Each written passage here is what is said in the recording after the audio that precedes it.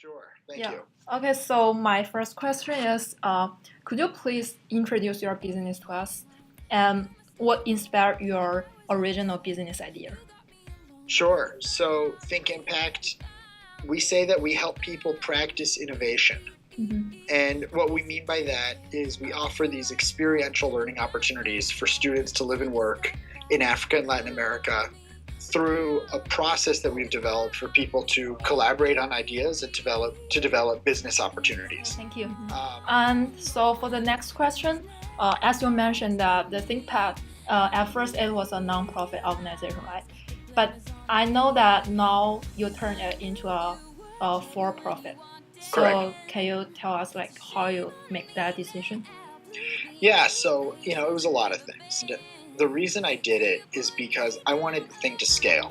I wanted to grow faster, and sort of being dependent on fundraising money meant that I had to host a lot of events. I had to build a lot of relationships with donors. I would get money in small amounts. I felt like I was in different businesses. I was in the fundraising business, and then I was also in the sort of nonprofit development business. Johns Hopkins. But really, So what do I you think your experience in Johns Hopkins contributes to your career, or do you have any suggestions for the graduates who want to have their own business? So great question. I think so. I don't want to be too. First of all, I love Johns Hopkins. I had a wonderful undergrad, wonderful graduate experience, and I made a lot of great connections that I still am in touch with to this day that have opened up doors.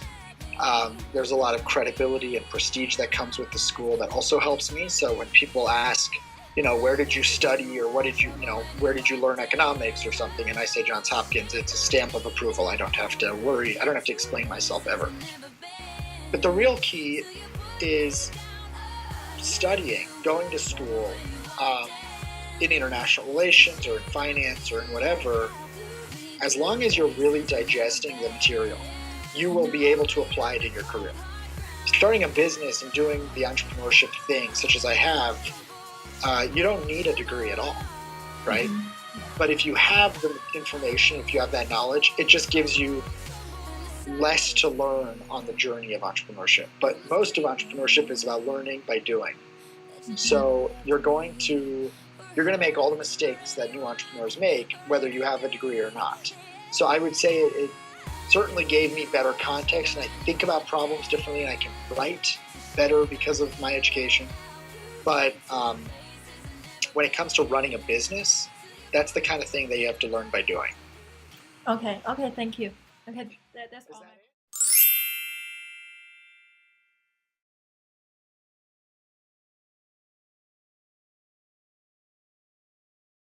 So which kind of barriers that were primarily the most threatening to you when you entered, and how did you deal with those obstacles? Okay, the most important thing actually is to find the first investor, the first seed investor. And so you have to have a good product, you have to have a good pedigree, that you have credibility in the marketplace. But that's not enough to get the first seed investor, the first guy who believes. So what we did, instead of talking to institutional investors, we understood that the market has changed. The institutional guys, they are not going to allocate money to smaller guys. So we looked at people who are willing to take that type of risk. So we looked in our network to find somebody who has money, but who is a risk taker, who wants to play, let's say, 2% of his net worth in that venture. And we were able to find that person. We worked hard. We worked for a year to adapt our product and to find the seed investor. This is how we started. Yes, and do you plan, or have you introduced anyone who's professional management? Because sometimes there's... Yeah, we want to. If I get money, the first thing that I will do actually is two things: to hire a chief technology officer and then a COO. You see, a chief operating officer, so that actually I can I can take care of my business and somebody else takes care of the I can take care of what I know, the product and managing money, and then the COO takes care of running the business. Professor, I was also wondering, how do you envision the future growth of your Yeah, that's a good question. In the next 5-10 years? That's because it's very volatile. I cannot say, but you see, in the world of entrepreneurship, you have to commit and actually have an idea of where you want to go. In 5 years, we want to be, we want to be able to manage in 5 years. In our business plan, we have $400 million. Wow. So this is where we want to be.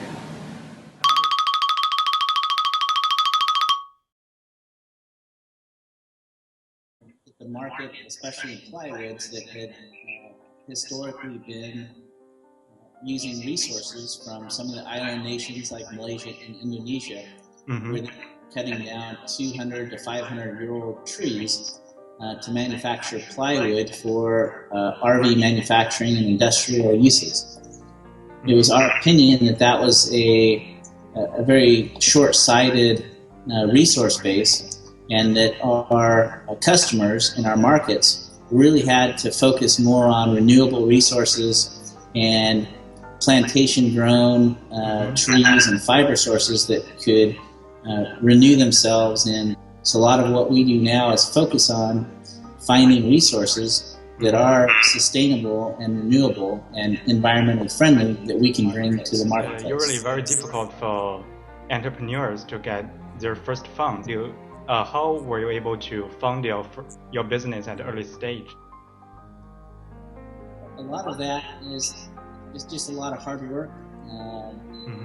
You've got to have a business model, and most times these ideas and these concepts are spun off of other divisions, or you work under the umbrella of a bigger company that does have the funds until you're large enough to attract capital. And most all financial institutions don't want to finance a startup or an idea.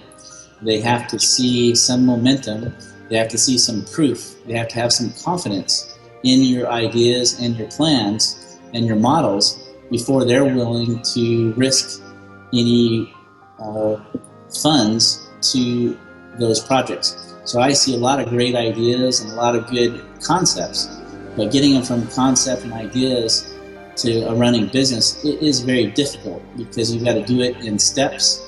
You've got to prove the concept.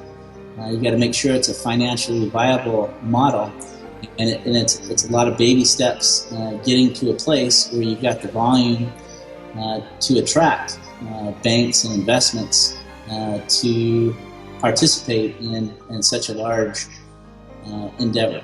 Last question, what are those key characteristics of a successful business in your mind? I think when someone gets a good idea that they're passionate about, something they really want to do, something that gets some momentum, continuing that drive. You got to have a long-term tenacity to push that through to its end. But because if you can't figure out a way to execute your ideas and concepts, and if you can't collaborate with other companies, other individuals, and bring some real value to them in the process, it's really tough to have a successful business.